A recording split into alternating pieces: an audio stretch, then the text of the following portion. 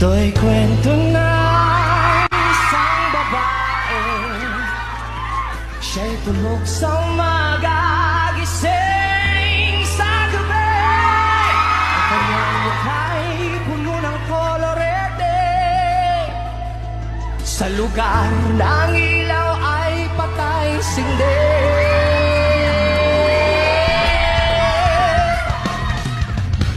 Simulan natin ang istorya ko ay kanyang matalik na kaibigan.